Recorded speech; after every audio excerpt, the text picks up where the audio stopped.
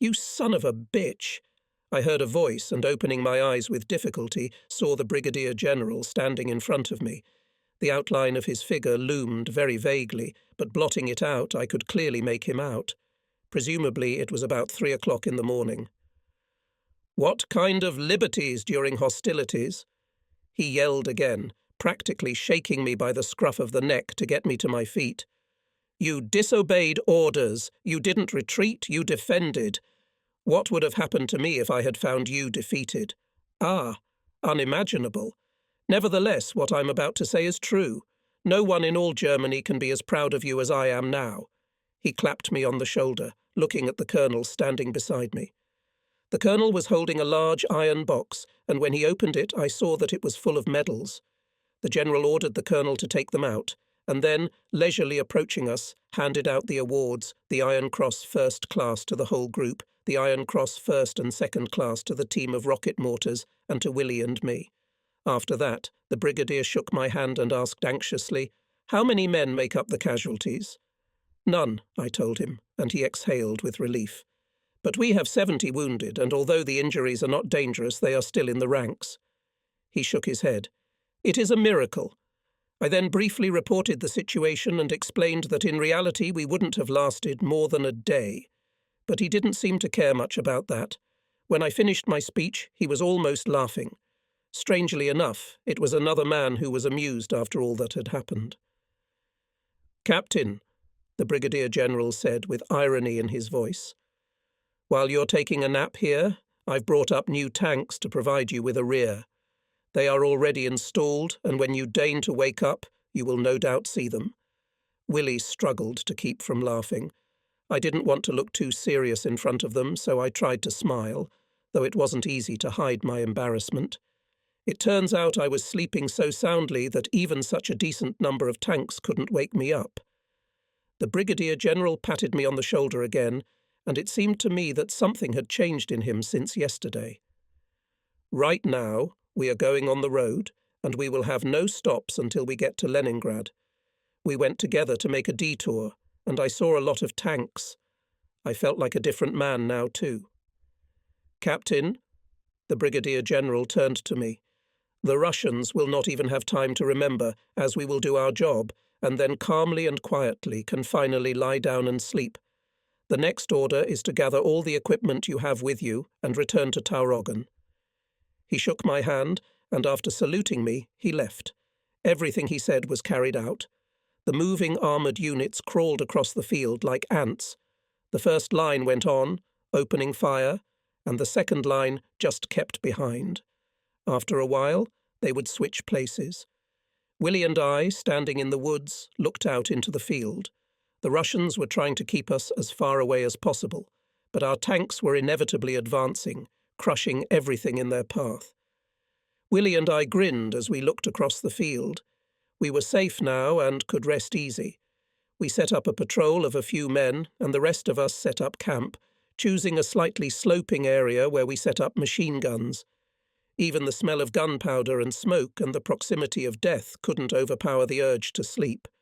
I was going to sleep for a couple of hours, but the events of the past 2 days had so affected my psyche that I blacked out for an indefinite period, falling out of reality for a while. When I woke up and found complete silence around me, I determined from the sun that it was somewhere around noon.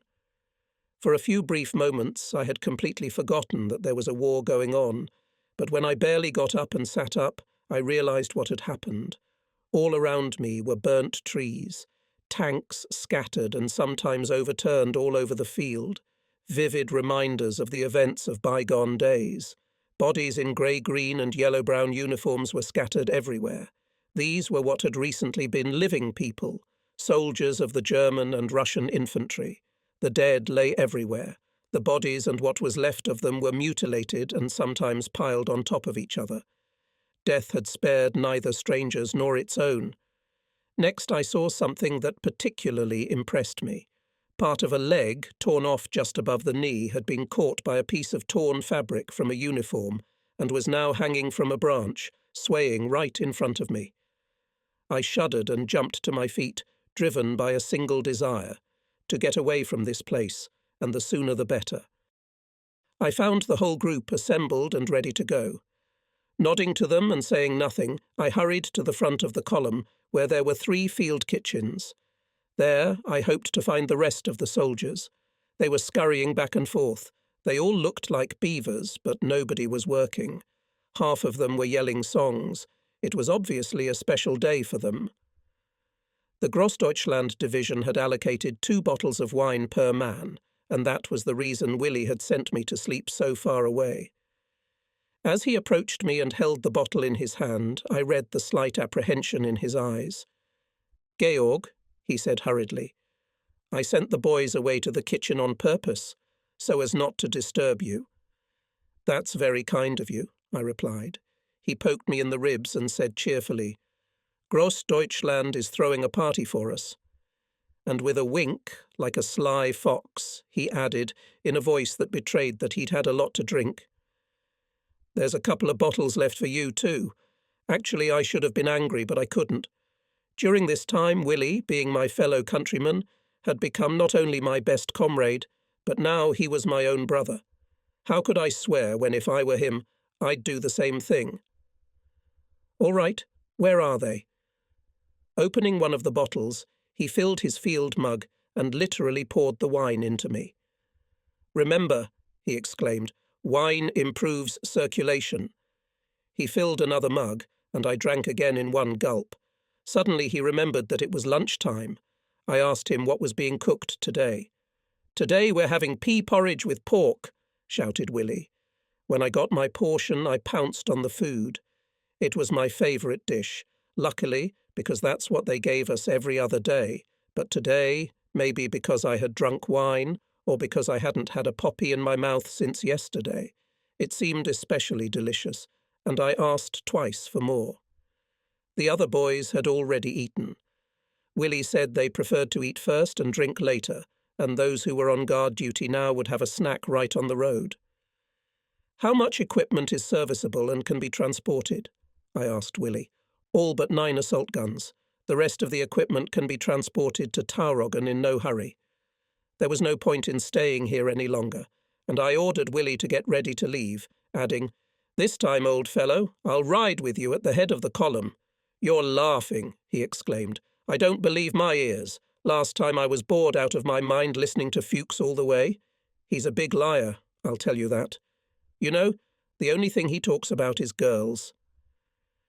The convoy was moving slowly toward Tauroggen. Willy and I were in the first seat, and Fuchs was in the back. We had sent one of the motorcyclists accompanying the convoy to Tauroggen to report the arrival of the convoy, and a place was being prepared for us to park. He had already disappeared in a cloud of dust when we pulled onto the main road in a heavy mood. Everyone was now in a depressed state of mind. As we drove through farm after farm, we saw the same pattern of fire and destruction. Bodies of local people and slaughtered animals were lying everywhere. But even then, those of the farmers who survived were happy that they could feel like free people. And looking at them, I realized that there was no need to go back, but rather to go forward. But there was an order, and neither I nor anyone else could break it. About 7 o'clock, Tauroggen appeared in the distance. The visible chimneys and the pebbles on the road were all that seemed to be left of the town. To our left, just before the entrance to the town, I saw a huge camp, and as I got closer I realized that these were Russian prisoners. The people there looked tired and lost. I shook my head, beginning to accept the idea that this was a real war. If Germany had made any mistakes, one of them was that we were on this road at this point. But the situation was working out in our favour, and I thanked God that fortune was smiling on us. It didn't occur to me that the cards might lie differently, and we would end up in their place. We entered the city and pulled into the street where the driver had sent us beforehand. Willy nudged me in the side. "Do you remember this street?" I nodded. As much as I wanted to, I remembered this street perfectly. Vitauto Street was not a place that could be dismissed so easily. We entered the market square, and, stopping the car and looking out of the window, I asked the attendant, "Is this where we will stop for the night?" "Yes, Captain. I told Willie to choose trees under which to position the equipment so that it would be camouflaged. I knew I had to report our arrival, but felt there was plenty of time yet. First, I made sure our location was secure and told my driver to stand under a wide tree. Then I went to check on the situation of the squads. The wine I had drunk had whetted my appetite again, and as it was time for souper, and the cook had everything ready, I decided to eat first, and then report on the arrival of the unit. After getting my portion in the kitchen, I went and sat down among the boys. As usual, we chatted and laughed, telling funny stories, so that the war was forgotten as if it had never begun. Time flew by unnoticed, and I had hardly finished telling some funny story when a military car stopped in front of us. The conversation was interrupted, and we raised our heads and looked at it. 3 men dressed in all black stepped out of the Volkswagen. The collars of their uniforms were clearly engraved with skulls, but there were not the 2 lines in the shape of lightning bolts that signified affiliation with Adolf Hitler's SS Leibstandarte troops, so I didn't know where they were from. The sight of their uniforms puzzled me, but it was not difficult to determine their ranks. The first of them, a tall brunette, had the face of a true assassin. If he had met me in ordinary life, I would probably have had nothing to talk to him about. The other 2 were older in age but lower in rank. They looked at us in silence for a while, as if measuring us with their eyes, and then the military man, who looked like a killer, shouted, "Where is your commander?" I was still sitting with my mouth full of pork, holding a plate of my favourite potatoes. Everyone was silent. He asked again, starting to grow fierce. After finishing chewing and swallowing the last piece, I answered in a calm voice, "I am the commander of this squad." He looked at me in amazement, but immediately gathering himself, shouted again, "I am Hauptsturmführer SD. Stand up when you speak to me." Without much hurry, I carelessly rose to my feet and saluted. "Captain, commander of the 115th Prussian Naval Unit." "Ignoramuses," he shouted angrily. "You have no respect for anyone. You seem to think war is fun, but I'll tell you, it's not." Though I tried to remain calm, standing there with an expressionless face, I felt a growing irritation inside me. "Idiot," I thought to myself. "What do you know about war? I bet you've never even heard bullets whizzing by." And then I noticed how his face changed when he saw the crosses on my chest and then on the other guys' chests, iron crosses of the 1st and 2nd class. He knew very well that these crosses were not given for nothing. At that time, even in France and Poland, you could count on your fingers the orders and medals received as a reward from the German army. Mostly ranks and orders were awarded posthumously. His face turned red, and his piggy eyes ran, darting hurried glances from one medal to another. Now he didn't look so brave anymore, but looked more and more downcast. I felt a jubilation as I realized that he had realized who he had opened his mouth at, and I think he would not soon forget the incident. When he lifted his head and took his eyes off the ground, his expression had changed to one of benevolence, and now he did not know what to say, as if he had bitten his tongue with excitement. Quietly and very politely, he asked Willie and me to ride with them to headquarters. I called my chauffeur, and we jumped into the car and followed them. We drove up to what was probably the only building left intact in the city. It was on Vitauto Street, not far from the market. The 3-story building was made of grey brick. The houses that once stood across the street had been completely wiped out. One of the Communist Party headquarters now, ironically, belonged to the SD. Inside the building, in every corner of it, one could feel the tense atmosphere. The spirit of death was everywhere. At that moment I knew very little about these people. To me they were just military men, just doing their duty. But that did not mean that I condoned his behaviour. I looked closely at the faces around me, but in none of them did I see a shadow of resemblance to the Germans. Most of them looked more like Italians, and in general they were all clearly foreigners. I racked my brain trying to imagine what part of Germany they could have come from, but no matter how hard I tried, nothing came to mind. Their cold, running eyes told me that these people couldn't be good. We entered the assassin's office and sat down. I addressed him. Hauptsturmführer, although we do not yet have too much experience in the army, I can assure you that, as I did a few years ago, I do not respect officers who allow themselves to talk to the squad leader in the way you did. He didn't even make an attempt to interrupt me. The only thing I had no doubt about was that he had nothing to do with the army, and so I felt I could afford to speak to him in that tone of voice. Even if my men had never been in real combat or died for the country, none of them deserved to be treated like a dog. He interrupted me gently. I myself am still, you might say, new to this business. When I saw you, I was confused by the fact that you looked like real boys, so I jumped to conclusions. But you must understand, I couldn't admit my guilt in front of my men. But now I hope you'll accept my apology. I didn't even bother to reply. I was satisfied with the fact that he had never realized who we really were, so I could be myself. I remained firm and demanded that he tell me what we were here for. He was visibly relieved at the apology and quickly answered, "As I have already explained, Captain, I am the commandant of this city. So I received an order from the main headquarters to place your unit in the former Latvian barracks, located 3 kilometers from the railway crossing leading to the German border. You will stay there for a few weeks, perhaps even a month, at least until your wounded recover. That's all. We also have orders to assign you a guard to accompany you on your journey." Shit, I thought. When are they going to get rid of these unnecessary security measures? Do they really think we're all spies? Or do they not think we're reliable enough to trust? Whatever the reason, the whole thing was disgusting. The Hauptsturmführer took out a bottle of brandy and shot glasses, trying his best to make a good impression on us, to prove his friendliness. Don't you think it's marvellous how the German army conducted an offensive and, like a beast of prey, released its claws, establishing its lair in Tauroggen?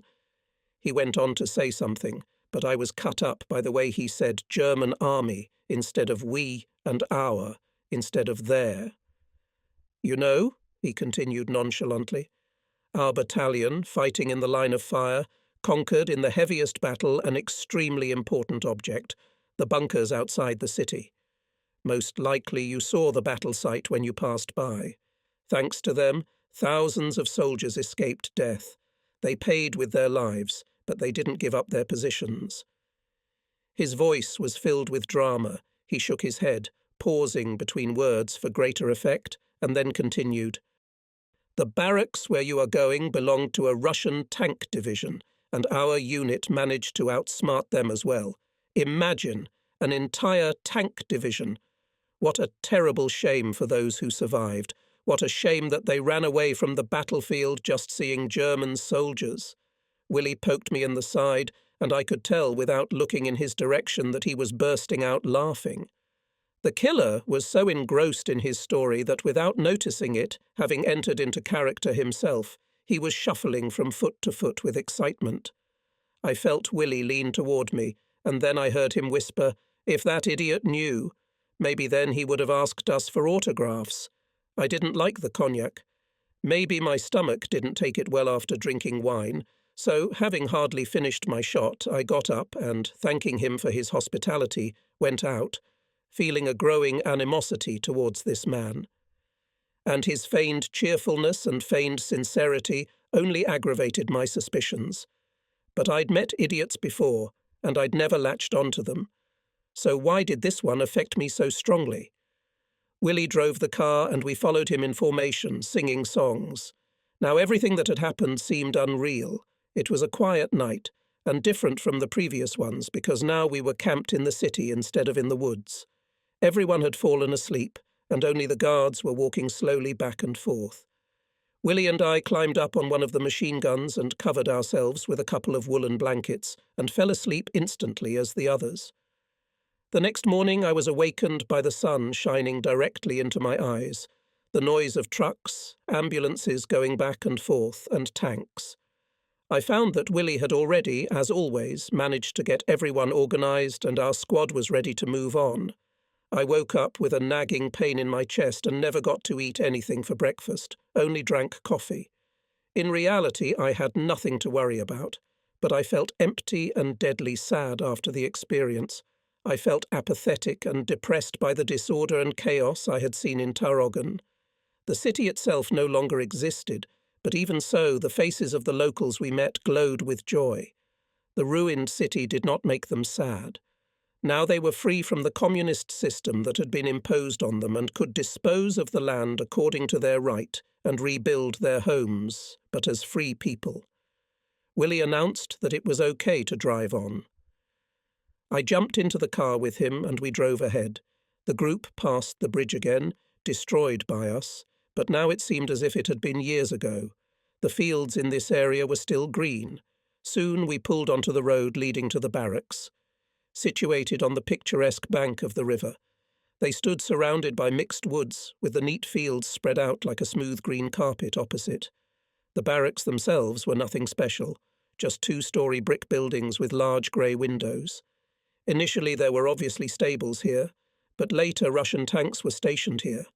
Now their place was taken by ours. The place gave me a strange feeling. As soon as we were in the area, we immediately came to the attention of the guard dogs. Before we were given the command to line up, we set up our equipment. Immediately, 10 rules were announced to us. 1, said the senior man, this is not enemy territory. All the people here are our allies, but you are not to socialize with them. 2nd, you are not to go into the city under any circumstances. This applies to each of you. 3, you will continue your training and education here. There were other instructions, all equally unpleasant and unobjectionable. I took them without emotion, especially without even listening. At the end of his speech, he added haughtily, "That's all for the moment." There was an emphasis on the phrase, "for the moment." Willie turned to give the squad the command, "at ease," but the chief cut him off half a word, shouting. 1 minute. He must have remembered some other order, for when Willie turned back at his shout, he smiled arrogantly and gloatingly. "The security here is particularly tight, and therefore you should learn to yourselves that no one, not even a flea, has a chance of getting out of here without a leave of absence. Remember that." I was furious, and I wasn't the only one. They were too stupid to keep us here. Of that I had no doubt. Whatever they did, we'd find a way out if we had to. The boring, long days began. Accustomed to punishment and constant study, we couldn't adjust to the routine of having nothing to do. Complete inactivity began to drive us crazy, but finally luck smiled on us. The river that flowed nearby wasn't too deep, but we were quite able to find deeper spots to hold diving lessons. Almost a week was wasted because the shallow water drills couldn't be considered a full-fledged exercise.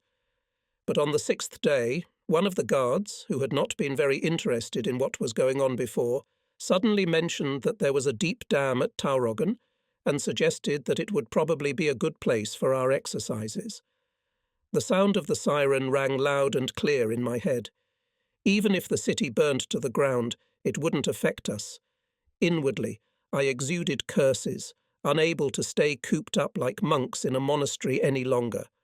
I rushed to our main headquarters, grabbed the telephone receiver and asked the telephone girl to connect me to Hauptsturmführer Schwarz, saying that Captain Georg von Konrad was speaking. She asked no questions, and almost immediately at the other end of the wire, I heard the guttural voice of my friend Assassin. "Yes, Captain, what can I do for you? What can you do for me?" I thought, but without a word about the guard who told me about the dam, I said unobtrusively, "I and my men need a body of water with sufficient depth so that we can train properly." There was a pause, followed by a reply. "There is no such thing nearby." "Hauptsturmführer," I said in an icy voice, "in that case you know the territory at your disposal very poorly. I happen to know that there is a deep dam on the other side of the city." I heard him breathing heavily into the tube. He sounded furious, but I beat him to it before he could answer. "Do you understand me? Like a wriggling snake," he answered ingratiatingly. "Of course, Captain. Please forgive my ignorance. How could I have forgotten about this dam? Well, that's great. I'd like to go with my second-in-command tomorrow to see it." "Sure," he agreed excitedly. I hung up the phone slowly, feeling exultant inside and certain that if he had the chance he would probably shoot me. Why we were kept locked up remained a mystery to me. I saw absolutely no reason for it, yet there was one, but no one was going to tell us about it. And now this situation was intriguing me more and more. I ran toward the woods, where I found most of the boys gathered in groups, resting or playing cards. Willie looked at me guiltily, but I had absolutely no intention of getting angry. Nevertheless, for pro forma purposes, I spoke sternly. "Is that what you're doing instead of practicing?" But Willie continued to look at me silently, smiling slightly. "It gives some incentive not to go completely crazy." "Willie," I asked, "how long have we been in this God-forsaken place?" 6 days, he answered. 6 endless days. "Look, I had a word with Schwartz." Then I gave Willie the details of our conversation. At first he was a bit taken aback and didn't know how to react, but I managed to convince him by slyly turning the conversation as if we didn't really care but would still like to see what kind of dam was nearby. Naturally, it wasn't that easy, but thanks to my powers of persuasion, anything can be overcome. "You sly fox," he exclaimed. "How did you manage to find out everything?" I looked at him. "Didn't we all try to do the same?" He stared at his shoes without answering, and I told him about the conversation with the guard, after which Willie became cheerful again. "Georg, if we really wanted to get out of here, believe me, no convoy had been born that could hold us back." Later that afternoon, after tea, the whole unit scattered in groups or pairs. Some wandered through the woods, some went to the river or somewhere else. The barracks were completely empty. I tried to force myself to read, but I couldn't concentrate. I was curious as to where all my men had gone. I decided to walk down to the river, unnoticed. What I saw made my hair stand on end. Boys surrounded by locals were exchanging what they had for what they offered, cigarettes for eggs, gasoline for ham, and so on. A black market on the river. Noticing me, one of them shouted out, "Georg, peace or war? You won't last long on porridge and pea soup." I went up to Lieutenant Vogel, who was shouting, and whispered in his ear, too frightened to speak loudly. "Where is the convoy? Do you realize that they will shoot at point-blank range any of the locals?" "Ah, them!" he exclaimed scornfully. "They have everything in their hands here." I looked at him in amazement.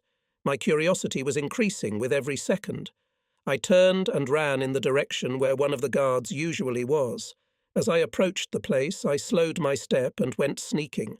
I saw Lieutenant Fuchs with a group of guys, seemingly listening intently to one of the guards. He was speaking loudly, enunciating each word clearly, working for the audience. He was giving instructions on how to behave in time of war, carefully dodging questions about what heroic actions were listed on his record. Seeing me, he stopped talking, saluted, while all the guys tensed up.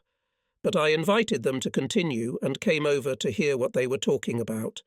Now I understood what Vogel was talking about. Everything here was under their control. But I had no doubt that the 115th would find a way to turn the situation in their favour.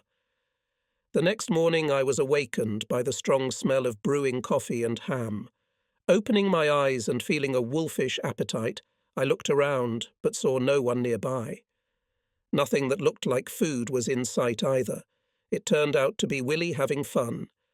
He crawled under my bed, pulling a plate of ham right up to my nose, and when I stirred, waking up, he hid it again. I looked around in bewilderment, but once I was finally awake, I realized where the smell was coming from. I looked under the bed and found Willie there. He was huddled in a corner, just choking with laughter. In front of him was a plate of eggs and pieces of ham. Pulling the plate toward me, I greedily devoured its contents. It was food we hadn't seen since we left home. Willie crawled out from under the bed and looked at me. "We cooked 2,000 eggs today," he said. "Half the boys even gave their watches for them, but everyone ate them with great pleasure. They ate them like they'd never eaten eggs in their lives. I almost fought to get a few for you." I smiled as I pictured it, and for the first time ever, I realized what boys we still are. It was probably the first real blow since we'd been torn away from home. We were each 18 years old, but despite his age, Willie's resourcefulness was the envy of any experienced, seasoned fighter. As soon as I was dressed and ready to go around, he informed me that he had sent the whole unit down to the river. He didn't want to tell me what he had done it for. An automobile with a driver was waiting for us outside. "Willie," I said, "you are evidently anxious to leave this camp. No more than you are, old boy. We went out and got into the car. As always reading my thoughts, Willie told the driver to take the longest road to Tauroggen. Here suddenly I noticed the driver. It was Lieutenant Fuchs. I had an idea to tell them what a thought had occurred to me, but I held back. Willie smiled. He always knew what I was thinking. We entered the main street of Tauroggen from the north, followed past the barracks where the military were housed. Further on, we saw a few well-built houses that had somehow miraculously survived the bombings. In front of one of them, Fuchs suddenly stopped. "Look at those idiots in black uniforms," he exclaimed. "In front of them is a staff car with a flag, and they do not even deign to raise a hand to salute." We got out of the car. Something else alarmed us besides their strange uniforms. Willie walked forward and I followed behind a few paces away. The guards near the wall stood a little slouched, and their rifles, hanging from their shoulders, dangled idly somehow. They didn't even glance in our direction. "Hey, you bulls with horns!" Willie shouted. "You brainless idiots! Can't you see what kind of car is coming? Haven't they taught you to raise your hands and salute when you see a staff car?" They just looked at each other without making any reply. Then one said something to the other in a language neither I nor Willie understood. Who are these two arseholes? I thought. Why the hell did the German army need them? On the gate of the house, I noticed a sign, Doctor of Medicine, and some name I don't remember now. Looking deep into the garden, at the very end of it, I saw an elderly grey-haired man, and next to him a woman digging a hole. Even from here it was obvious that she had never held a shovel before. Lieutenant Fuchs came closer and stood beside me, and then, as I moved from my seat to walk deeper into the hole to see what was going on, one of the guards pointed a rifle at me. Stepping lightly in his direction, Fuchs taught him a lesson that I think he remembered for the rest of his life. Grabbing the gun, he pulled it toward him and slung it over his shoulder. By this time, Willie had already disarmed the second man. When the guard was upside down, Fuchs intercepted his rifle and put the butt against his stomach. He rolled over, kneeled down, and started screaming something incomprehensible. I walked through the wicket and headed toward the elderly couple. "Do you speak German?" To my surprise, the elderly man answered in perfect German. "Young man, I am a Jew and this is my wife. We are digging this hole for ourselves. After we are shot, our bodies will be thrown into it and buried." I felt the blood stiffen in my legs. First, I was overcome with horror and pity for these people, and then an all-consuming fear. What had we gotten ourselves into? I asked who these people were, and he said something not quite clear, but which, however, meant that they were murderers. I stood there, having no idea how to act. Although what I had heard caused a storm of indignation within me, I knew there was nothing I could do for these honourable people. It took my breath away. If those stupid guards would just salute us, we would pass by without seeing this nightmare. I knew it sounded selfish and wild, but I was incapable of changing the situation. Suddenly I heard a voice behind me. "Captain, they are Jews." Turning sharply, I saw a sergeant in an SD uniform. He stood erect and reported that their unit was under the command of Hauptsturmführer Schwarz. "Our Latvian unit has received orders to shoot all Jews, and no one can prevent us." There was a threatening note in his last words. I replied coldly that I was not interfering. Besides, I ride in the staff car and check every soldier at his post. He apologized almost silently for the fact that his soldiers didn't know who the car belonged to. I sighed freely, though I felt disgusted with myself. I felt disgust for all of Germany. We, a great nation with the best technology and education, had degenerated to the point of becoming murderers. I turned to the old men. "God will save your souls. I regret that I could do nothing." They understood, and I hurriedly left the place. As Willie was opening the car door, 2 shots rang out, and as I turned around, I saw 2 bodies fall into the pit. That day I experienced a great shock. I was in pain for myself and for the whole corrupted world. Jews were being shot, communists were being shot, death, destruction, total degradation everywhere. Man hated man, the world was collapsing. I realized that we were all trapped. What could we do? We had become half machines programmed with a single purpose, to help the all-powerful Germany win the war. I told Fuchs to drive us back to the camp. Feeling disappointed and disgusted, without speaking, we returned to the barracks. Lilty Wolf reported, "Schwartz has been buzzing every 10 minutes since you left." "What the hell does he want?" I exploded, but walked to the phone, completely disinclined to talk and ready to tear it apart. A killer who kills with a smile. I picked up the receiver. Captain von Konrath speaking. The unfamiliar voice surprised me with its insistence. "We demand 15 truckloads of drivers from you." Infuriated, I shouted, "Who are we?" "Hauptsturmführer Schwartz and Commander Reinhard Gehlen." I almost threw the phone, but I restrained myself and asked to call Schwartz to the phone. He shouted, and I hung up. 20 seconds later, the phone rang again. This time it was Schwartz himself. "Hello, are you there?" His voice was creepy and quiet. "I'm here." The voice on the other end of the line changed immediately, and I could hear the hostility in it. "Okay," I thought. "It's mutual." "How dare you disobey my orders?" he shouted in a thunderous voice. "I could shoot you for such insolence." He continued to speak as loudly as he could, and I waited patiently with my lungs full of air for the shouting to stop. When he let off steam, he said in a tone that required no objection, "I have orders from above to get 15 trucks with drivers from you." "For what purpose?" I asked calmly. "We need to transport Jews. Go to hell." I couldn't take it anymore. "All my cars will be loaded with underwater gear tomorrow, and we're going to resume training. We've already lost a lot of time, and the civilians can walk." He started yelling again, so I took the phone away from my ear and waited quietly for him to finish.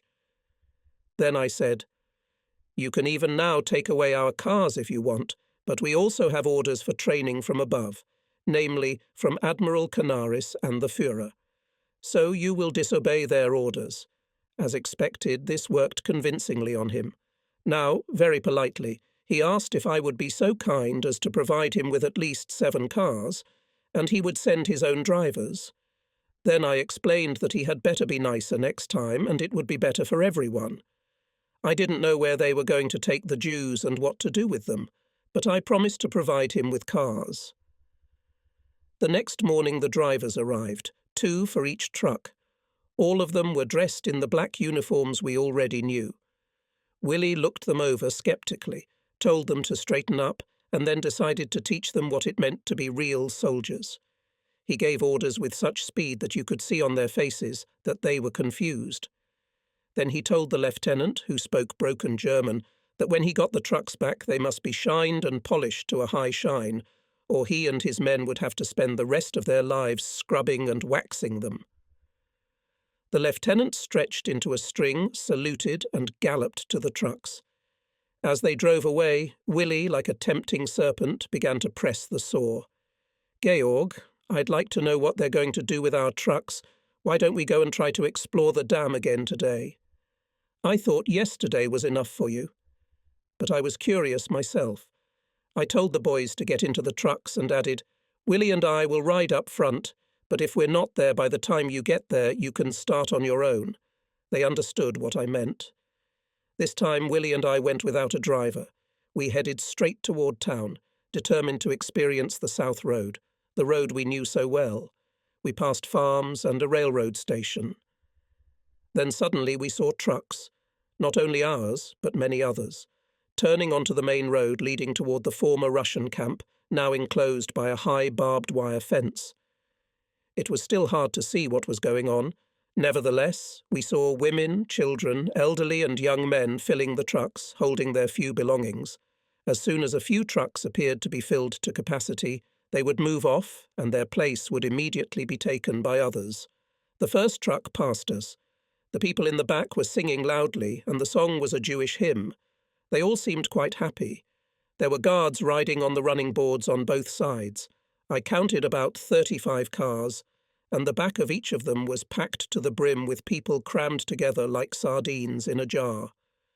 They were taken along the main road, through the city, and then turned to Šiauliai. At the Riga-Šiauliai fork, the cars turned off in the direction of Riga. 8 kilometres from Taurogan the forest began, where we buried our guys from the 3rd Detachment, and now they were taking Jews to the same forest. Interrupting my train of thought, I found myself repeating to myself the same thing. May God not allow these people to die for nothing. We followed the column for about 2 more kilometres and saw the cars disappear into the trees. We followed the trail, not thinking about the danger we were putting ourselves in and not realising what might happen if we were discovered. The trail led us about 2 kilometres deeper into the forest and then stopped. We turned off the engine, got out of the car and immediately heard a machine gun burst to our left. There were shouts of hundreds and hundreds of voices, pierced with fear and despair. It felt like the voices could be heard from everywhere, above, below, and all around us. God, I wondered how to stop this horror. But the nightmare went on until the piercing screams filled me from the inside and the hopelessness of the screamers was transferred to me. Then everything went quiet and it became even more terrifying. The firing ceased and complete silence spread throughout the forest and covered it with a shroud. Very quietly we walked in the direction from which the firing was coming. The first thing we saw was empty trucks turning around, and in them men from the SD squad, drunk, singing songs in joyful, hoarse voices, as if they were returning from a picnic. Both Willie and I were breathing hard, and we were both having trouble looking at each other. It took us half an hour to get to where their cars were parked. We were sheltered under the cover of the forest, and at times we were breathless. Every fibre of our bodies was tense, and we listened for any sound. Willie even knelt down and pressed his ear to the ground. For several minutes he patiently listened to the absolute silence. "Maybe there's no one else out there," he said. Changing direction, we came to the road. We stopped and took out maps, noted where we had left our car, and then, deliberately speaking loudly so that anyone in the neighbourhood could hear us clearly, went on our way. After 10 minutes, having never run into anyone, we decided it was quite safe to go forward.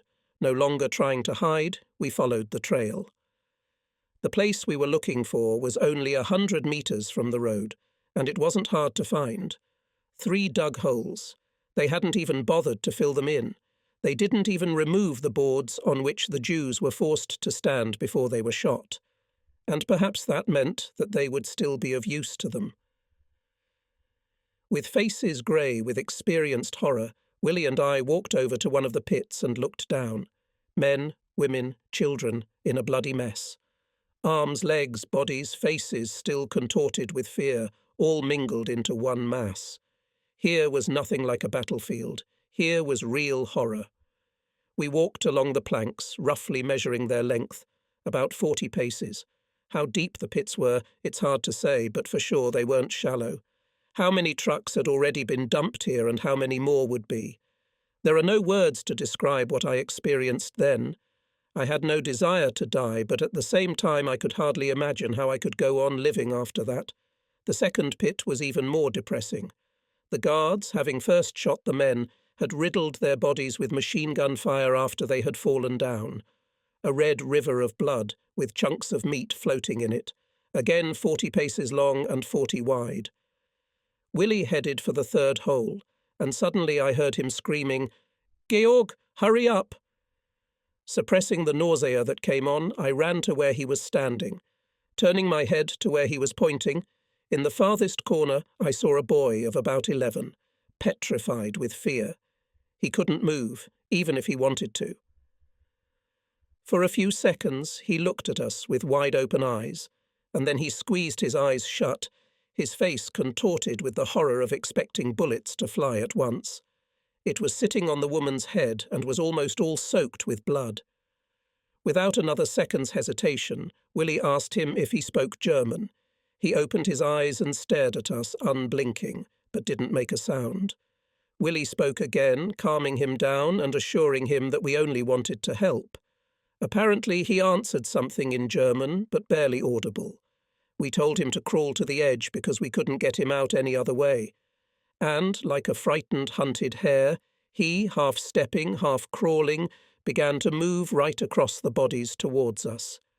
Gathering our courage as best we could, we held out a board to him and helped him out. He may have been in pain, but the psychological trauma was 10 times worse. He couldn't even whimper from the nightmare he'd been through. Willie put him on his shoulders and, making sure that there was no one on the road, quickly went forward. I ran after them and kept saying to myself, "Get the hell out of here, quick!" Once safely on the other side of the woods, I now took the boy in my arms and rushed to the car as fast as I could. We were both literally soaked in blood, and I could feel that even my hair was slick and my neck was wet. The baby was covered in blood from head to toe. It wasn't until we got to the car that we were able to relax a little. There was enough gasoline to drive 200 kilometres if necessary, so Willie drove in the opposite direction on the main road. Now we were on the other side of the forest, just where the battle had taken place, and I remembered seeing a sign for a village 30 kilometres away. So I told Willie to turn there. It was hardly a road, and after driving along it for no more than 5 minutes, I prayed that we would not get stuck in the sand. Our low car was totally unsuited for such roads, and we were going at a speed of no more than 10 kilometres an hour. It was only after 3 hours that we reached the edge of the village, or to be more precise, a place where several farms were located. Every person we met stopped and looked at our car, so we could guess that our car was the first one to be brought to their land. We stopped and were immediately surrounded by curious faces. Explaining ourselves partly in German, partly by signs, we asked if there was a Catholic priest here. We were shown a building of brick and tile roof, which seemed like a palace against the background of the other houses. Around it were clay and thatched houses, much smaller. This turned out to be the priest's house. News travelled lightning fast here, and when we got out of the car, the priest was already standing in the crowd. No Germans had ever been seen here before. "What brings you here, my children?" he asked a question. "Father, can we trust you?" I asked quietly. He looked at me in amazement. "Do you wish to confess?" "Yes." "Then let's go to the church, and I will put on my cassock." I waited for him to change while I thought about how to tell him about the boy. When he saw my confusion, he told me to kneel down and cross myself. "What is troubling your soul?" he asked quietly. I still didn't feel confident enough to trust him completely, but there was no other choice but to tell him. "Father, there's a little boy in the car. His family was shot and he miraculously survived. We brought him here because you can shelter and educate him. This boy is an orphan now. He's in such a state that he probably won't even remember who he is or what happened. He's been shot in the shoulder, but it doesn't seem to be dangerous. Is there a doctor here in the village?" "I'm both a doctor and a priest, and I'll replace anyone else if necessary." He spoke in a calm, sincere voice, but I could not dare to ask him one last question. "Father, whatever your decision, will you keep our conversation a secret?" "My son, since I put on my priestly robes, I would rather die than utter a word of what has been entrusted to me. Now calm yourself, cross yourself, and pray for the souls of the dead. I will take the boy, and he will be in God's hands."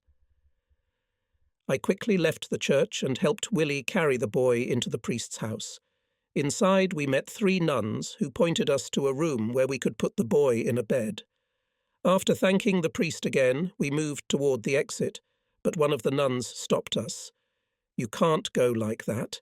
Your beautiful uniform is covered in blood." She smiled, and 2 other girls began to brush off our clothes. When they were done, the 3rd girl asked if we wanted something to eat before we touched back. After the way they treated us, it would have been just rude to refuse, so we followed them into the kitchen, and they gave us rye bread and butter, eggs, and 2 large mugs of milk. I tried to give the nuns 10 marks, but they flatly refused. You've already worked too hard today to give them money. You could use it for something important. But the priest was more cunning, and with a good-natured smile suggested that we put the money in the donation box. We thanked them one last time and walked out. As we passed the church, I winked at Willie and dutifully put 10 marks in the box. Then we got into the car and drove off as fast as if we were being followed by 100 Russian tanks. As we turned onto the main road, we drove twice as fast, then slowed down. As we drove through town, I looked at Willie glumly. "Not a peep about this. Not even to your best friends." He grinned. "Do I look like such an idiot? That would be like going and asking to be shot myself." Without speaking again, we turned onto the bridge and drove out of Turogan. When we got back to the barracks, we found Leit Wolf waiting for us. "Where the hell are you guys?" he yelled. "I had to cover for you all day. That murderer Schwartz has been on me every half-hour since you left. He's ready to turn me inside out. Every time he'd come up to me, I'd tell him you were here and just left 5 minutes ago to go to another squad, and when he'd go there, they'd send him to the next one. And so on all day long. But catching you was harder than catching a fox in the henhouse. God, he's so pissed off. Tomorrow he'll have to deal with you. I just hope he's dead by tomorrow." Other than that, everything was going perfectly. Until he'd said it, I hadn't realized how long we'd been gone, and it was only now that I realized we'd been gone more than 8 hours. Wolf was about to go, but suddenly stopped. "I'm sorry, Georg. I completely forgot. Schwartz gave me a letter for you." Printing the envelope, I felt a strong curiosity as to who could have written to me here. As far as I knew, no one knew where we were. In reality, I simply did not exist, at least as Georg von Konrad for sure. Then I saw that the letter from the General Staff was from Admiral Canaris. I should have known. The letter contained new orders for us. We were to gather all our equipment, after which the whole group would be transported by train to Kiel. I had heard something about this city, but very little. I realized that this order meant new events in our lives, and for a moment I forgot everything that had happened in the last few hours. Burning with impatience to share the news as soon as possible, I called Willie and Wolf. "Here, read it. This applies to you as well. Give orders to the squad leaders. Everything must be ready for transportation by tomorrow morning. Guns, machine guns, vehicles, uniforms, absolutely everything. At last we are leaving this miserable place. I didn't care where we were transported next. The only thing I was sorry about was leaving the car behind, but I knew for sure there was someone else who was more upset about it than I was. It's Willie." Just when I thought of that, he turned sharply toward me. "We're taking the car with us, aren't we?" "Unfortunately, no, Willie," I replied, and in frustrated feelings we walked out. Once inside the headquarters, I sat at the window and watched the trucks, cannons, and other equipment roll out into the yard and set up in rows. For us, it was the end of the first phase of the war that had begun, and I was not at all sorry that it had passed. I was so tired. The shock of the day had taken its toll on me more than a whole week of uninterrupted fighting, and when I saw the boys gathered for dinner, I didn't even have the energy to join them and eat. I just went to my room and lay down. I woke up to the noise of engines warming up. Glancing at the clock, I jumped up. It was too late for breakfast, so I quickly washed my face and ran to Willie's. The group was already lined up, and I felt Willie's eyes on me, watching my reaction to see if I was happy. I gave him a slight nod and took my usual place at the head of the column. Willie's voice was heard, giving out orders. We were simple soldiers again. At 9 o'clock, Schwartz appeared, followed by trucks with squads of young soldiers. I saluted him, showing my military bearing, but Schwartz was not a soldier, so in response he simply raised his hand languidly and shouted, "Heil Hitler!" Staring at his face, I tried to see the slightest trace of grief or sorrow, but I saw none. There was nothing human about him. When he spoke, instead of his usual bellowing, I heard, to my surprise, a soft and quiet voice.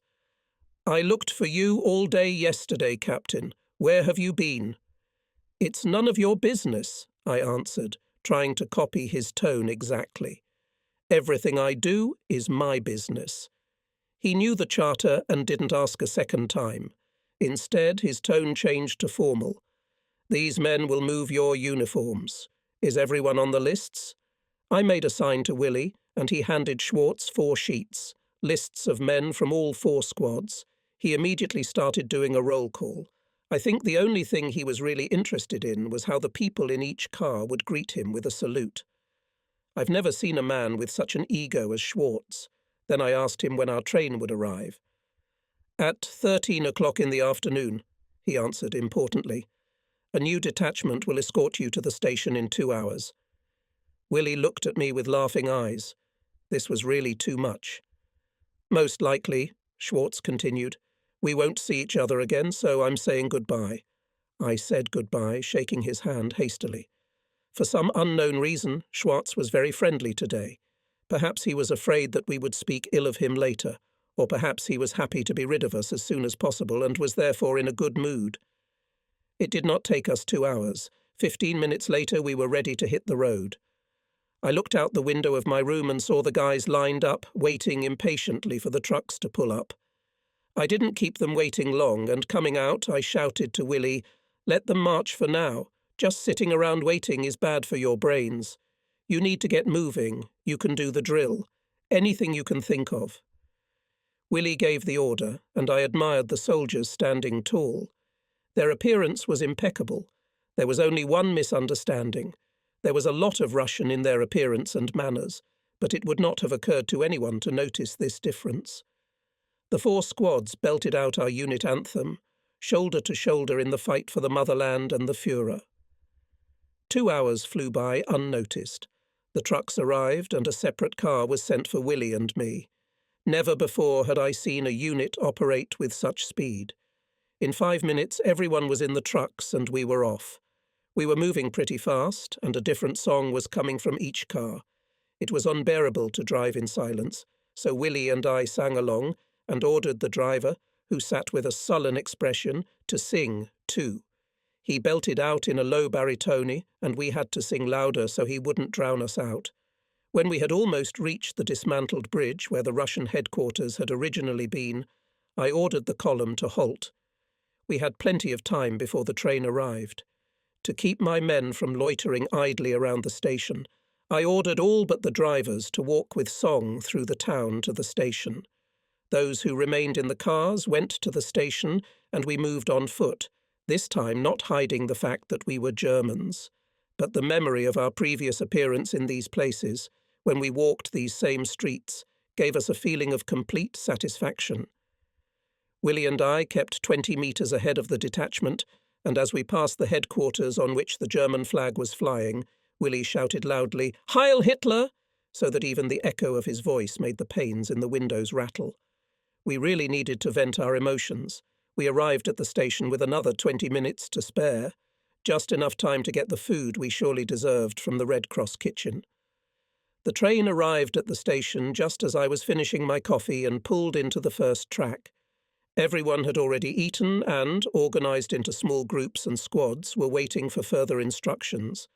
The head of the train began to distribute everyone to the cars, and I, having quickly finished my lunch, ran to catch up with everyone. The train passed the border. We travelled towards Insterburg in East Prussia, followed by Elbing, Berlin, and then Kiel. Willie and I started playing cards, and the time flew by. I was so engrossed that I stopped wondering where they were going to land us and what they were going to do with us. This was unusual for me, and thinking about it, I was surprised. At every station, girls came by selling sweets and cigarettes, and some even managed to grab cold drinks. It seemed strange to see the faces of ordinary citizens again, as if we had been ripped out of one reality and thrown into another. Germany may have been at war, but there was nothing about war in the country itself. True, there were armed soldiers at every station, but in general the ordinary way of life had not changed at all, and such things aroused ordinary curiosity. The railroads were crowded with military and Red Cross trains. In Berlin we had to wait for the scheduled trains to disembark their passengers, and this waiting too seemed unaccustomedly strange because we were now at home. We sang as the train approached the platform of Kiel, but stopped when we heard a voice coming from the loudspeaker. The special train of the 115th Prussian Naval Unit has arrived on track 3.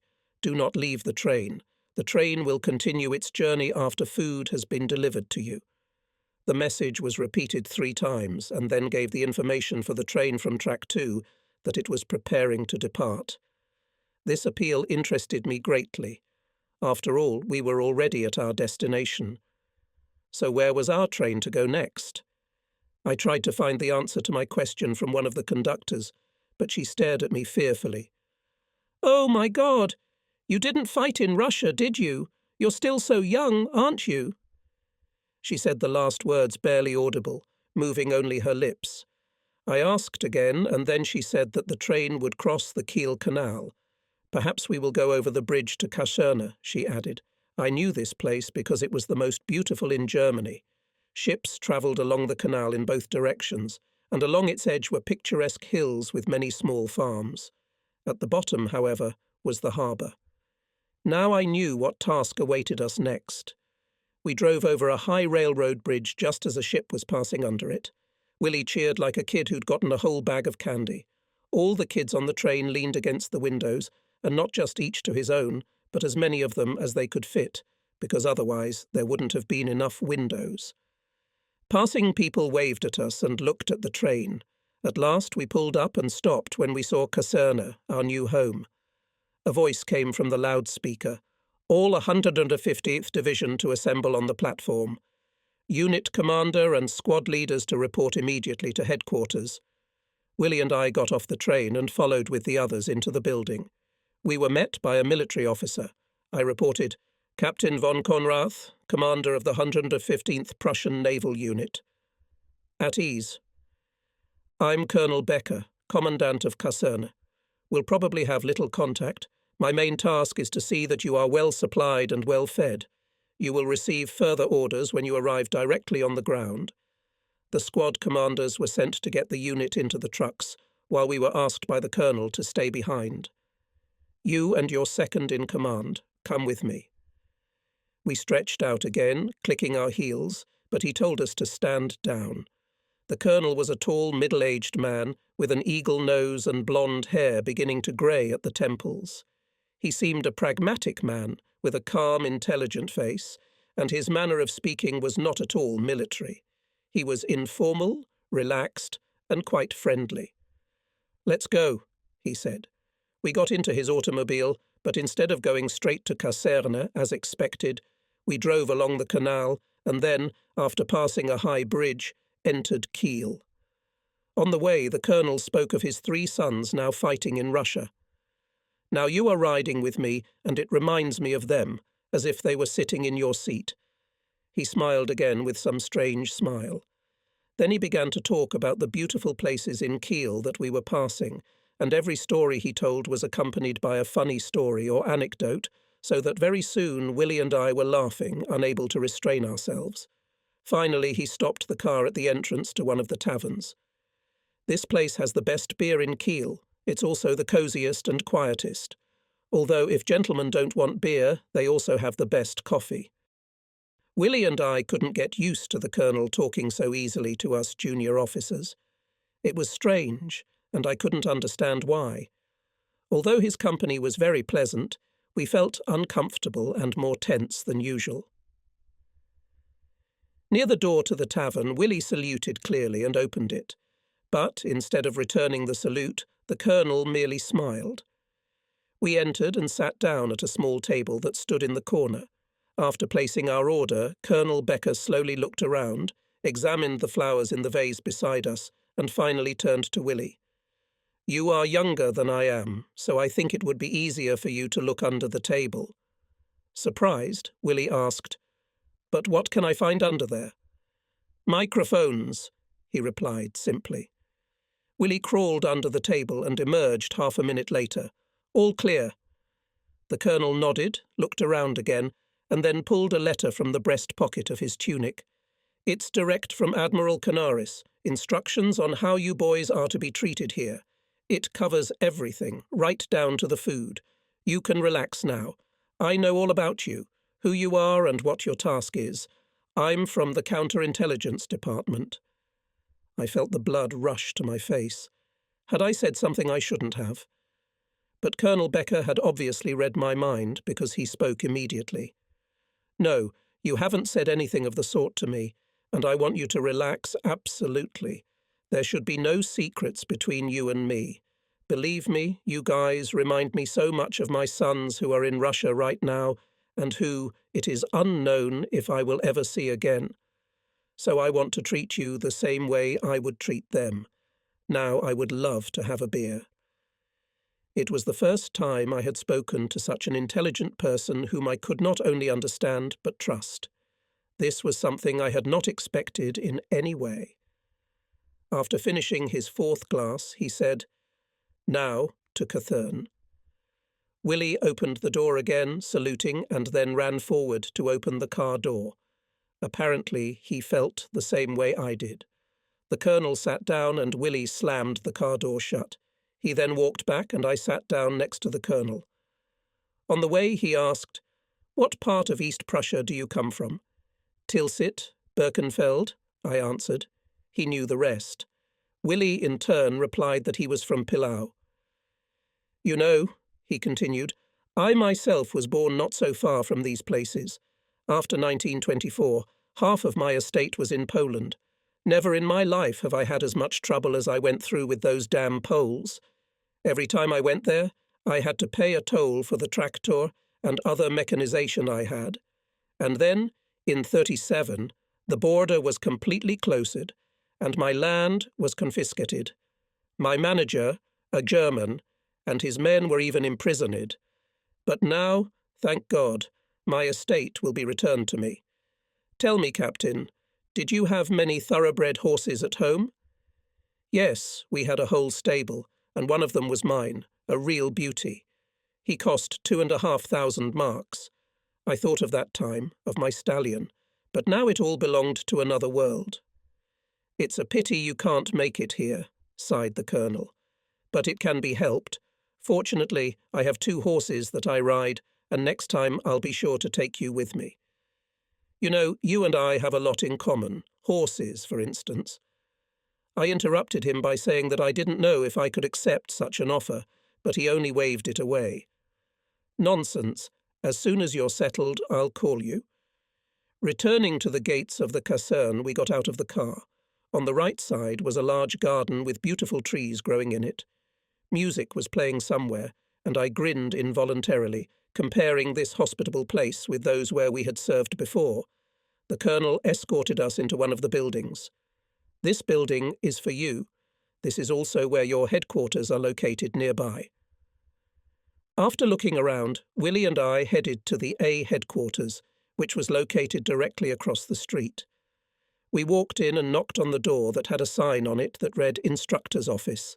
Instead of the usual answer, there was a thunderous voice on the other side bellowing, "Come in!" and a young, effeminate-looking lieutenant, opening the door with a smile, said, "Come in, gentlemen, we're just waiting for you." I hesitated a bit, and after a glance with Willie, we entered. In front of us stood a table of impressive size, and behind it sat about 12 officers of high rank. They fixed their eyes on us, and there was not a hint of benevolence in any of them. We saluted and received the command at ease. At once 24 eyes continued to study us intently. Finally, the senior in rank, a colonel, spoke up. "Well, suckers," I tensed up. We stepped into the underworld again. Suckers were boys between the ages of 10 and 14, and sometimes younger, who were in the Hitler Youth. I coldly shifted my gaze from one to the other. "With your permission, Honourable, I will allow myself to say that I find that word very offensive. My men, including myself, have already been through and experienced so much that some of you gentlemen would never dream of, let alone live through." One of the officers laughed, but the colonel raised his voice and shouted to me, "Stand still! You've got no milk on your lips to interfere in the conversation of your elders." Already not in the least furious, I demanded an answer. "On whose behalf are you speaking?" The situation began to heat up, but I was determined not to give in to provocation. I said that if I continued to be insulted, I would be forced to leave the premises. Then, as sternly as I could, I demanded a statement of the case. Suddenly, I noticed that one of them, sitting closer to us, chuckled. The red lamp passes on his pants said that he was a brigadier general. "Bravo!" he shouted. "Exactly the kind of behaviour we expected from you. It was just a routine test to see what you are all about." He gestured to our chairs and waited for us to sit down. I was still furious because I had fallen for their ruse like a simpleton. "We are all under Admiral Canaris," he continued, "and we have worked side by side to make you into what you are now. You are here for the last step in your training, and as you will soon see for yourselves, it will be the most difficult exam of all. You have proven that you can handle any task, anywhere, any time. So now you will have exercises to conduct operations in the Black Sea, Odessa, Sevastopol, and Baku. From now on, these will be the main sites to concentrate on. Our troops are now moving rapidly in the direction of Odessa, but they will not succeed, or at least complete success, without your help. A surprise strike on Sevastopol will not be quite easy to launch because of certain difficulties, more specifically, the mountain range, where heavy artillery, tanks and other weapons are almost impossible to conceal. Baku is the Russians' main source of fuel supplies, the Russian Black Sea Fleet. Here we want to destroy harbours and heat lines as well as communications. Our task is to discourage and paralyze the enemy. The most significant ships must not leave Odessa. If fully successful, blockade the harbour if possible. The evacuation of the army and weapons must be stopped at all costs. That, in a nutshell, is what your job will consist of. To realize all this, you will have to become a general at some point. He laughed, and the tension subsided. Well, we have time for that. Everything that has happened until today was just preparation, but Admiral Canaris is very proud of you and has full confidence that you are not only capable of accomplishing the task, but you are also brilliant destroyers. Every word he uttered settled firmly in our heads, as if it had been hammered in. I could feel Willie standing next to me shivering, knew he was trying to stop it, and there was nothing funny about it. "Now, guys, you're going to get the most advanced equipment in the world. Compressed air tanks for diving, explosive devices that the best minds in Germany have worked on developing. The devices are so tiny they can easily be hidden in a hole drilled in your teeth. For the next couple of months, you'll be working mainly on submarines. Locations will be given to each of you personally. The messages you will receive before each assignment will contain only passwords. The duration of your stay on the submarines will depend only on your professionalism. Tomorrow you will receive your uniforms, and no one here will know who you really are, not even your instructors. Not even Admiral Dennitz? No one. That's it for today." As soon as we left, I had Willie assemble the squads for a briefing. After relaying the information I had, I cautioned them once again. "Everything you have heard here is a secret of the utmost importance, and from now on none of you are to move alone under any circumstances. Keep in groups of at least 2 or 3 people at all times. Do not lose sight of each other for a second. No information should leak out. Everyone must learn that this secret cannot be divulged under penalty of death." I added, "From now on, everyone here, even during meals and rest, must constantly think and tune themselves to the tasks ahead." I knew that the speech I made sounded more than serious, and everyone realized that it was a big deal. The next day we received our uniforms. The unit consisted of lieutenants and junior lieutenants and only one captain. When we went to the grocery store, we were the object of constant discussion, with whispers so loud that only a dead man could hear them. We were graduates of the most important naval academy in Germany. We were considered suicidal. There were thousands of stories about us, and every day the tales became more and more fantastic. Officers and soldiers treated us with respect and awe, and did not even dare to speak to us when they met us. In fact, we were not particularly different from other units in the area, but at the same time we did not care about our reputation. We walked around with our noses up our asses, not giving a glance to anyone below the rank of captain. Eventually the drill began. We were lowered into a special hatch that was surrounded by a concrete fence. We found ourselves at a depth of about 80 feet. The hatches themselves were of fantastic construction. They stretched down 120 metres, had 4, 5, or even 6 levels. It was hard to guess how wide. There were 4 submarines in our compartment alone, which was at the top, but I knew there were other departments on the other side, not counting those below. There were 30 to 40 boats in all, maybe more. I never went around the area completely, it was too big, but I knew for sure that it was easy to get lost there. In addition to the boats, there were also military warehouses, bomb shelters. There were 2 ways to get here, by sea or by getting on the elevators on the bottom floor. We walked around looking at our submarines. None of us had ever seen them before, much less on land. They stood in their places, in niches, and looked like huge fish. The main purpose of the exercise at this stage was for us to get used to the boat and adapt to the living conditions on it. We learned how to be prepared for any situation, no matter what happened on the submarine, how to act in an emergency, how to apply our previously acquired skills in electrical engineering, diving, radio engineering, and so on. We worked our asses off, trying to understand all the intricacies of our unusual activity. The nervous tension was increasing every day, and this continued until we finally came to the point where we were absolutely prepared for the real tests.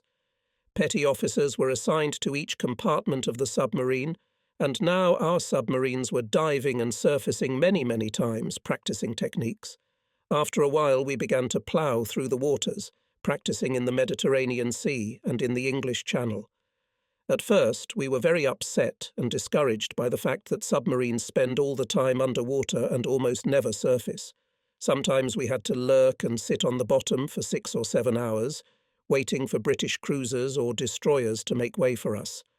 Under no guise were we to be seen. Next came orders to begin training with going to sea, using underwater equipment designed individually for us. The issued frog suits were made of excellent material and came with underwater equipment of joint German-Italian manufacture. Finally, the day came when Admiral Canaris and his men decided that we possessed our skills perfectly. Our wounded, proud of their scars, returned to action after a while, but they were more proud of the medals on their tunics. These were the black helmet insignia, received for being wounded in battle for their country. The same general as before summoned me to his office. "It is the Führer's wish that your group go to Odessa. Instructions will be given to you. I want you to immediately gather everyone to watch the movie and photos that describe the coast and other key sites. You should memorize as best as possible all the details of the work to be done, how to strike the target more effectively and destroy it. The most important thing you should remember, you are obliged to destroy the fuel system in the port of Odessa, and if possible, all ships and even those ships that are to enter the port." Then he let me go. I returned to the headquarters, barely moving my legs. There was no need even to tell my commanders about the gathering of the detachments. Their curiosity was so strong that they were already waiting for me at the entrance. I just opened my mouth, and they rushed into the main room without even listening to me. Willie and I were the last to enter and took our seats. The people sitting at the round table explained us briefly some details, reminded us once again of our task, and gave us the names of the commander of the Odessa port and his closest subordinates. Then the light went out. At first we saw only the sea. Then the coast, mountains, beaches, small towns and coastal villages appeared on the screen. As soon as the huge port appeared, the cameras stopped. In the silence that ensued, you could hear the tinkling of a fallen pin. Each of us was all ears, trying to capture every detail. Finally the projector started up again, plains, mountains, beaches. We could even see the waves crashing against the shore. The movie was interrupted, the lights were turned on, and the colonel sat right in front of the screen. I already knew what his question would be. "Captain von Konrad, what did you just watch?" "A documentary about the Odessa coast." "How did you decide it was Odessa?" "I thought only a port that big could be Odessa." "That's right. Now tell me, what else did you remember?" "First of all, the sea, beating waves against the foot of rocks, several bays with sandy beaches, at each of which there is a small village and necessarily a road leading to the seashore. We were also shown a road leading to the suburbs of Odessa. Then we were shown the bay again, and on the last frames the harbour was shown." "What did you see in the harbour?" "Wharves, where the ships stand, the entrance to the harbour, 6 high cranes. Another wharf, isolated from the others, most likely where the ships are refueled." I stopped. "Is this it?" he demanded. "Yes." He pointed his finger at Lieutenant Fuchs. "Now you give me your description of what you saw." Fuchs' version matched mine. Then one by one the boys told their impressions. This session lasted several hours, and everyone's described observation coincided with mine. In the end, the finally exhausted colonel himself nodded. "That's enough. Everyone did fine." The lights went out again, and documentary footage appeared on the screen. Again we saw Odessa and the road leading out of the city in the opposite direction from the sea. The road stretched in the direction of Ukraine. I discerned markers, in the form of microscopic red flags, with names inscribed. One of them bore the inscription Sevastopol. Then the lights were turned on, and the colonel pointed to a building opposite the huge park. "This is Odessa's communications centre." Then, pointing to the roads, one of which led to the south and the other to the northeast, he said, "Supplies of food and weapons can come from these very roads." I smirked. What a sly and slippery sort he was.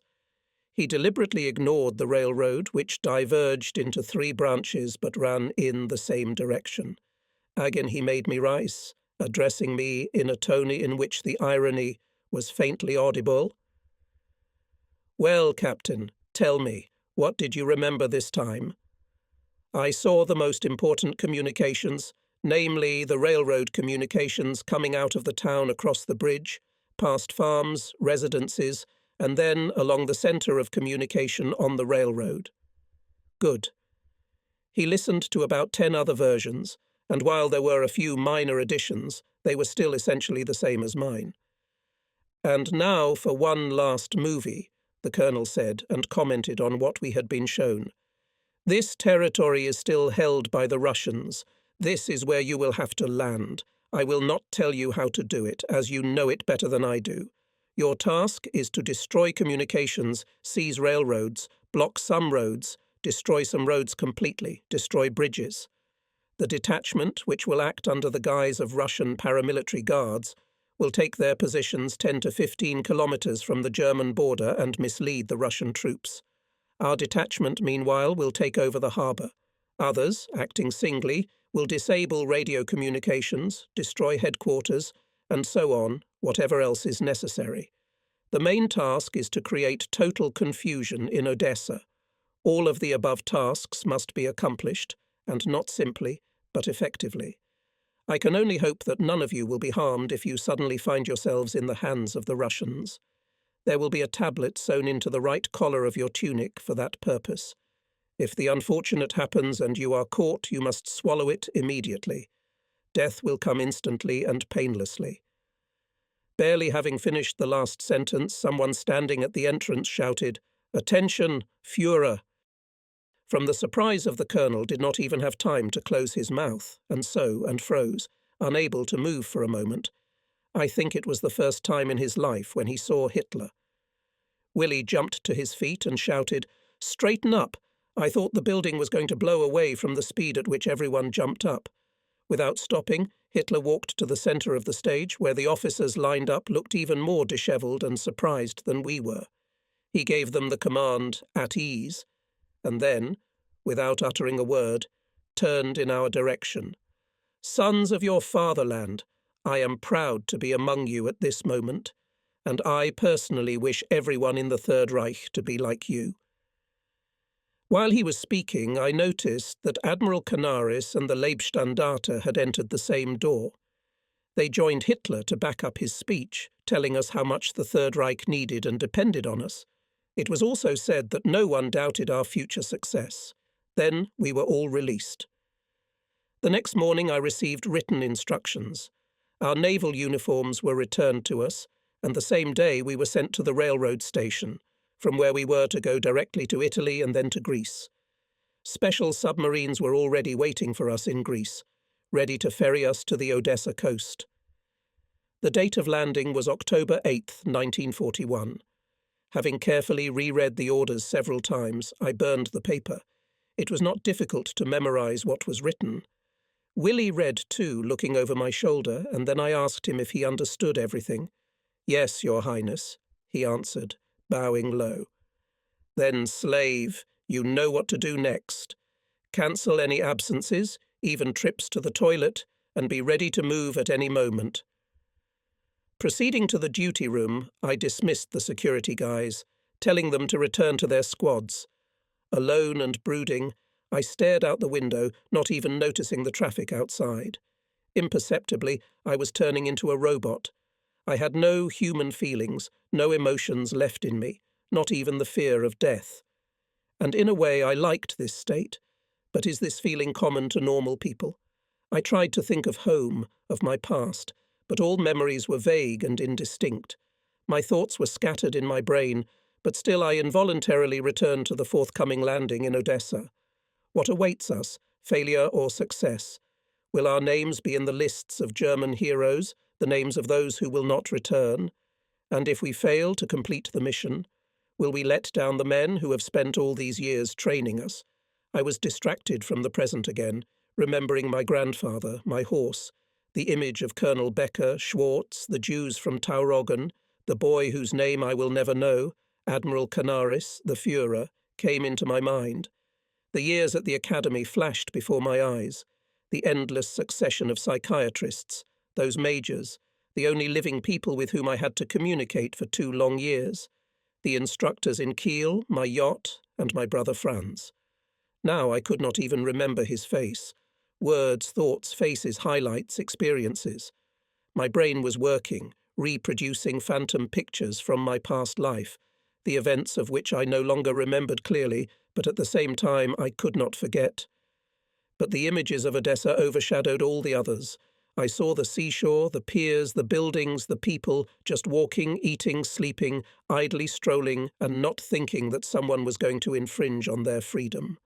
I saw infantry, tanks, batteries, the millions of Russians we are fighting against. I saw young boys getting shot at, getting hit by mines, dying. I saw the devil. But at the same time, an inner voice was telling me, "No, this is not going to happen. We have to cope, which means it will." I tried to change the view and set my mind only on victory. But my brain refused to control the surging emotions, and the depressing thoughts continued to fill me all over. I saw everywhere the bodies of dead guys and Russian tanks driving over them, and then scattered arms, legs, heads, and the tanks went on, the ground trembling beneath them, and no force could stop them. I had drops of sweat on my forehead, but I didn't even wipe them off. I felt empty inside me. I felt as if I were being sucked into a swampy mire. But despite everything, I didn't feel fear, rather fatigue and indifference. Boys, all tasks must be completed efficiently. I wanted to jump out of my bodily shell, to shed my skin, whether it was nerves, a bad feeling I didn't know. "Georg, here are the orders," Willie's quiet voice sounded behind me. "The train is waiting, and the guys are in the trucks, ready to go." I sighed heavily, looked around the room slowly, and nodded. "Okay, let's go." Turns out I had fallen out of reality for a few hours. The train was modern, with all the amenities and even beds with white sheets. It was a pleasure to ride in such a train. As soon as we crossed the border, there was a conductor with a tray who brought food directly to our compartment. We were really travelling first class. It was everything you could dream of. Willie was looking like a Cheshire cat, looking blissful. "Would you like some wine?" he said, setting the bottle on the table. I looked at him curiously. What's so surprising?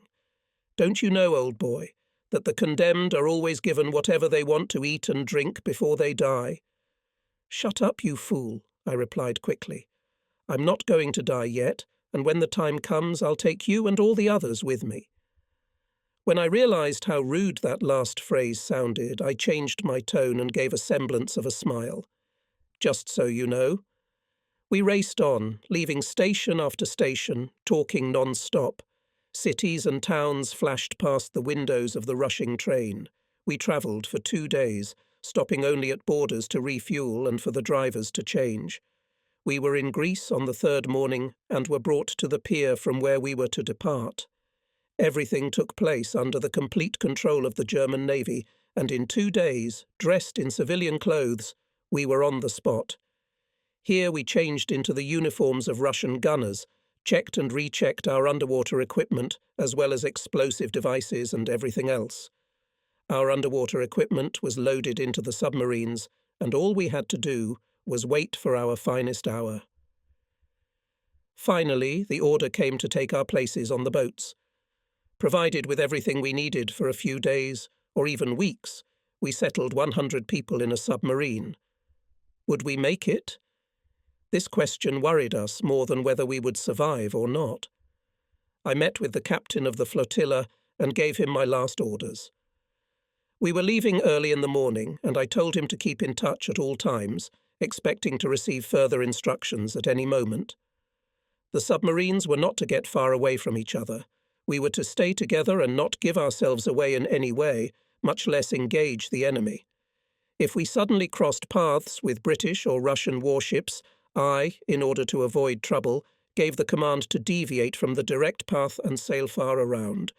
The U-boats could surface only at night, and near the islands belonging to Greece and England they would sink to the depths again.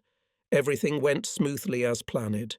We crossed the boundary leading into the harbour as soon as it was dark, thus ending up at our destination, the Dardanelles Strait. In these waters we had to proceed with extreme caution, being especially wary of British and Russian warships, so we all kept a close watch on the situation before going out. Nothing much was observed through the periscope, and nothing suspicious was seen on the screen. We made it to the surface. The full moon was shining, and the whole sky was dotted with stars that sparkled brightly like diamonds. I stood on the captain's bridge next to the commander, and we were both silent. He knew that when he dropped us off he would have to go back, but we might never return. I understood his thoughts, and so I did not break the silence.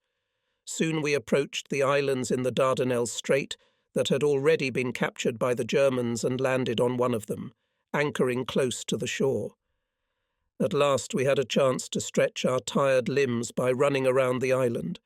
It was a long way into the evening, so we grabbed a bite to eat. We spent the rest of the day in inactivity, fearing that we might be spotted by British or Russian spies, or that Turkish fishing boats might see us and report an enemy submarine in these waters. The only thing left for us to do was just wait. As darkness fell, we continued on our way, heading straight for Odessa. Moving at full speed, we found ourselves 8 miles off the coast in the early morning. We got out of the holds as fast as we could. Now we didn't have to wait for the next night. We put on our underwater suits right over our uniforms, stowed our boots in waterproof bags that also contained explosives, and then checked all the gear several times. First we went up on deck, and then we were in the water. It was 2 o'clock in the morning when the submarines made their return trip and we were left on our own.